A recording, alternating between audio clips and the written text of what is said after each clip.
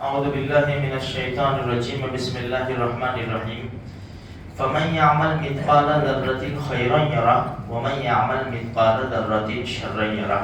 اس کا ترجمہ تو ہم سب کو معلوم ہے۔ اللہ پاک فرماتے ہیں جو ذرہ برابر بھلائی اور نیکی کرے گا وہ بھی اپنی آنکھوں سے دیکھ لے گا، اور ذرہ برابر برائی کرے گا وہ بھی اپنی آنکھوں سے دیکھ لے گا۔ دیکھو کل کی بات ہم آگے چلا رہے کہ کل ہماری یہ بات ہوئی تھی کہ ہمارا جو بھی مسئلہ ہے ہم سب سے پہلے شریعت کے سامنے پیش کریں گے، وہاں 100% حل مل ہی جائے گا، اس لیے کہ اللہ کے رسول صلی اللہ علیہ وسلم نے کوئی چیز ایسی نہیں چھوڑی کہ مسلمان کو کسی اور جگہ جانا پڑے۔ لیکن مسئلہ ہمارا ہے نا، ہم جانتے ہیں ہمارے دل میں چور بیٹھا ہوا ہے کہ بھائی میں شریعت کی طرف جاؤں گا تو میرا حق چلا جائے گا۔ دیکھو میں آپ کو ایک مثال دوں، یہ اس لیے میرے بھائیوں کہ دنیا بہت چھوٹی سی زندگی ہے، بہت چھوٹی سی۔ اگر کسی کا ہم نے حق مار لیا نا اور جان بوجھ کر نہیں دیا تو بہت بڑا مسئلہ ہے، آخرت میں قیامت کے دن بہت بڑا مسئلہ ہے۔ اس لیے کوشش یہ کرنی چاہیے کہ مرنے سے، اب موت کا بھی بھروسہ نہیں ہے، مرنے سے پہلے اپنے آپ کو پاک صاف کر لو، اس لیے کہ نبی کریم صلی اللہ علیہ وسلم نے وہ جنازہ نہیں پڑھایا جس کے اوپر قرض تھا۔ صحابہ کرام نے فرمایا ہم ذمہ داری لیتے ہیں، پھر اللہ کے رسول نے جنازہ پڑھایا۔ یہ قرض نہ دینے کا، اب یہ تو حق اگر کسی نے مار لیا کسی کا، بہت بڑا مسئلہ ہے میرے بھائیوں۔ آخرت تو دور کی بات ہے، یہ موت کا جھٹکا لگے گا اور یہ 2 گز نیچے جائیں گے نا، وہیں سب سے بڑا مسئلہ تو شروع ہو جائے گا۔ اللہ ہماری حفاظت فرما دے۔ دیکھو ہم جس ملک میں رہتے ہیں اس کے کچھ قانون ہیں۔ بھائی اگر مجھے ایک پراپرٹی لینی ہے، دوسری لینی ہے، تیسری لینی ہے، چوتھی لینی ہے، 5ویں لینی ہے، میں سب اپنے نام پر نہیں لوں گا، سب نہیں لوں گا۔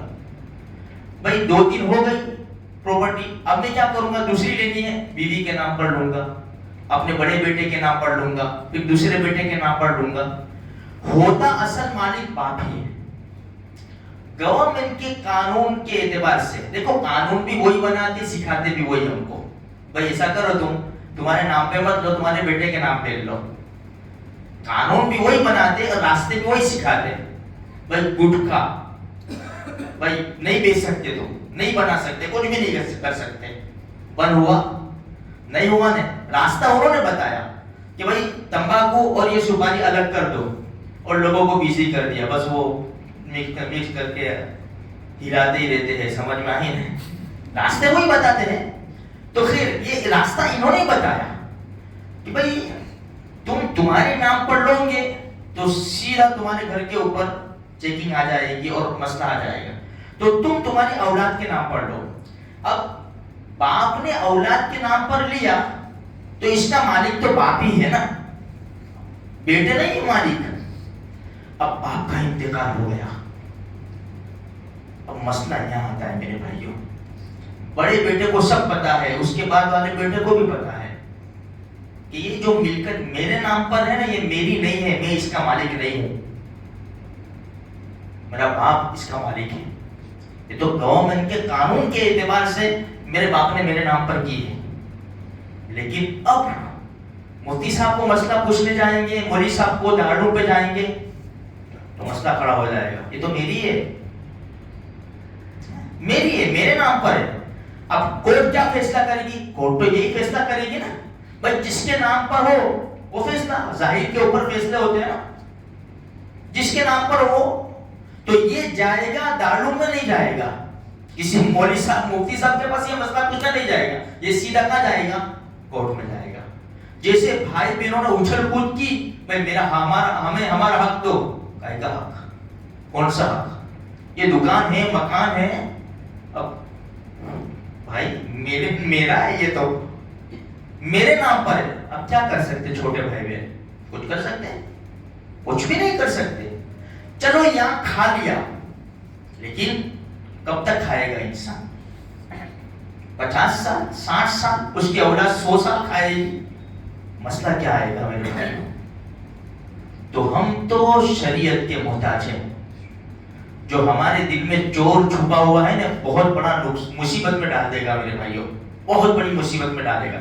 تھوڑا سا فائدہ، تھوڑا سا، بالکل تھوڑا سا، لیکن مصیبت بہت بڑی ہے.